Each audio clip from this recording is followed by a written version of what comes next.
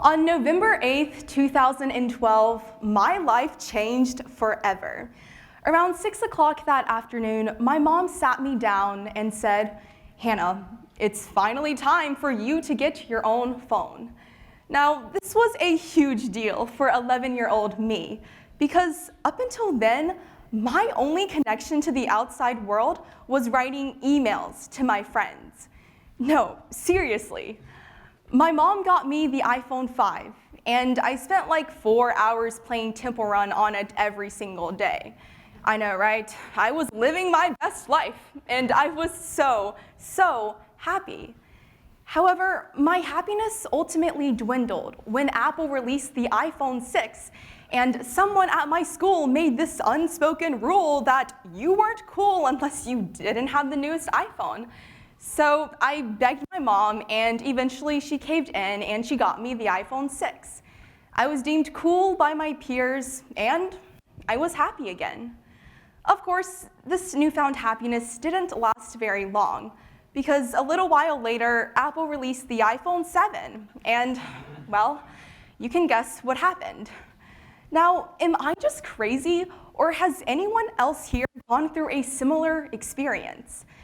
In other words, have you ever wanted something so badly, gotten it, thought you were going to be happy, but then the next big thing came out and you ended up wanting that, thinking it would make you happier, and so on and so forth?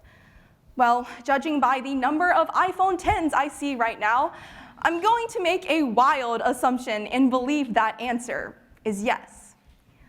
Well, this phenomenon is called the hedonic treadmill, and today I'm going to break down this seemingly innocent concept that has taken over our lives, and hopefully provide some clarity on how we can escape this cycle of desolation. Let's first start with some basics. In 1971, psychologist Philip Brickman of Northwestern University published a paper titled "Hedonic Relativism in Planning the Good Society." Brickman was a brilliant guy and was universally thought of as a genius. However, he had this one simple yet disturbing observation of the tendency of humans to return to a relatively stable level of happiness despite major positive or negative events. In less scientific terms, we humans are stuck in a constant cycle of wanting something, having it, wanting something else, having that, and so on and so forth.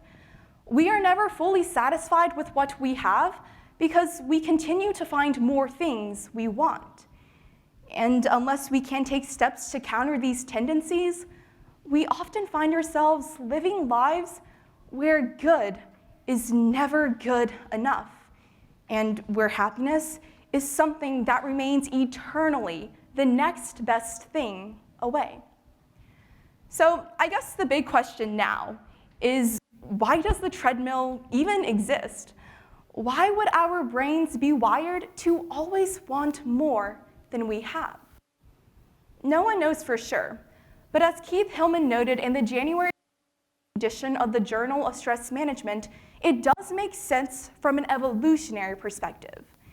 In the world our ancestors inhabited, where staying alive meant constantly moving and scavenging and hunting, always being just a little bit dissatisfied would actually be a valuable survival instinct. However, there is also a modern component to the treadmill.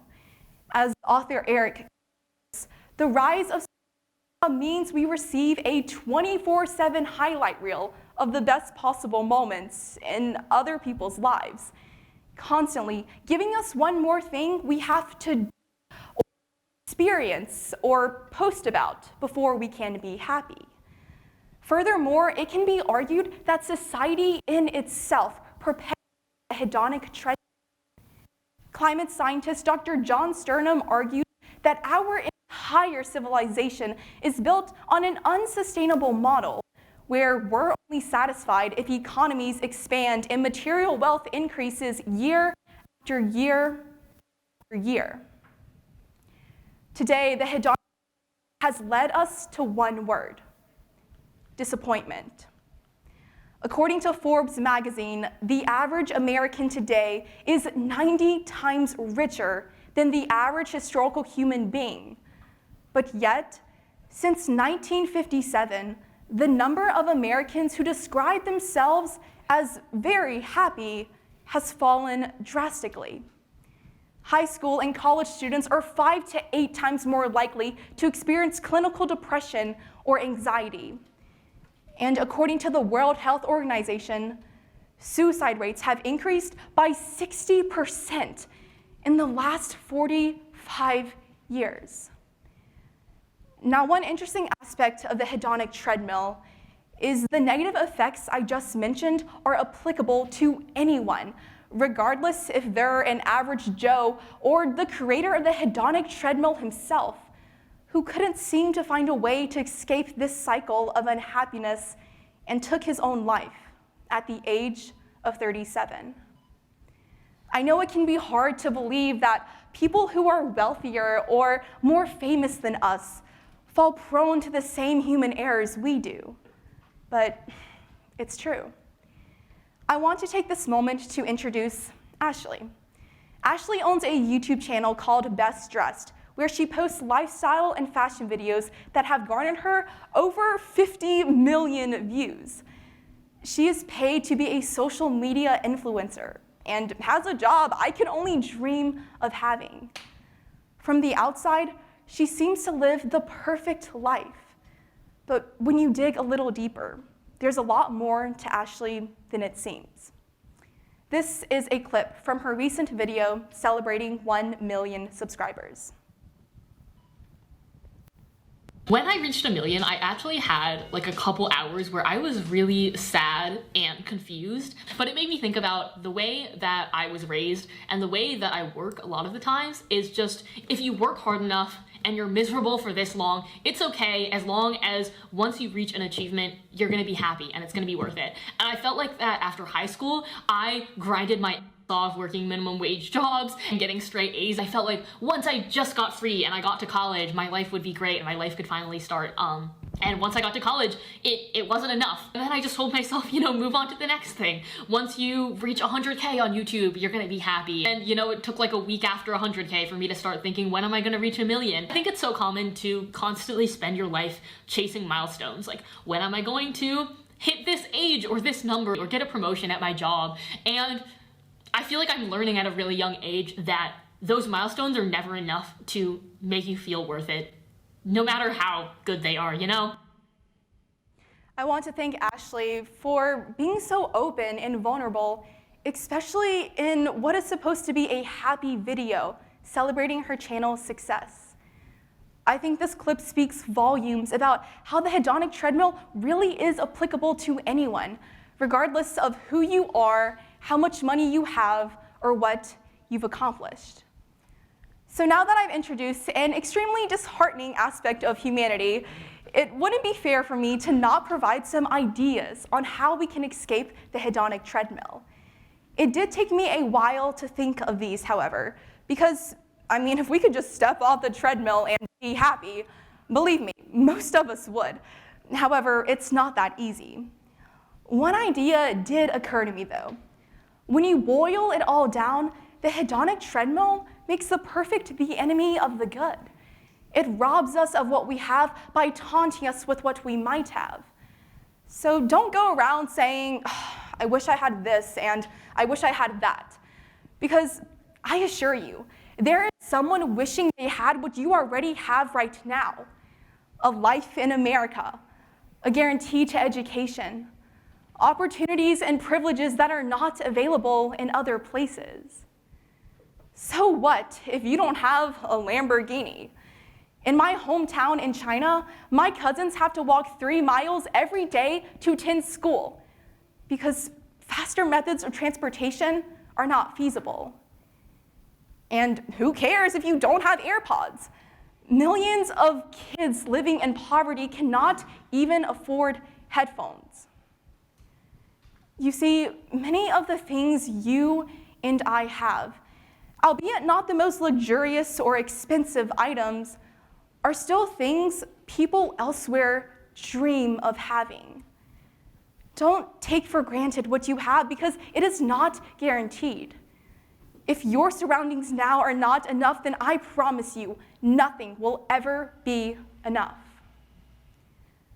Now that I've just said all of that, please do not think I'm encouraging you to give up on your goals, okay? Because, I mean, if your ultimate goal in life is to own a Lamborghini, then go for it and work hard and get that new ride. But make sure you don't devote your entire life to accomplishing this one goal. Don't focus all of your time and energy into getting this car that you don't have time to spend with the people around you in the environment. I want to end my speech on somewhat of a cheesy note. Do more of what makes you happy. Think carefully and deliberately about the day-to-day experiences that will actually make you happy, opposed to the boxes you have to check or the things you think you have to get. Also, believe in something bigger than yourself.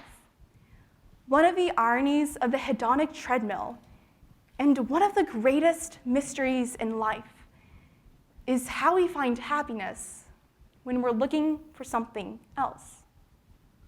Find that something else, whether it's family or community or faith, and pour yourself into it. Because when we're fighting a fight for a cause we believe in, happiness will come by relatively easy.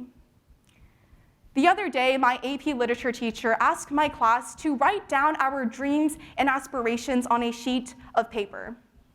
Some kids wrote about how they wanted to become rich, or fall in love, or get thick, and one kid even wrote that he wants to die in a blaze of glory, or literally whatever that means.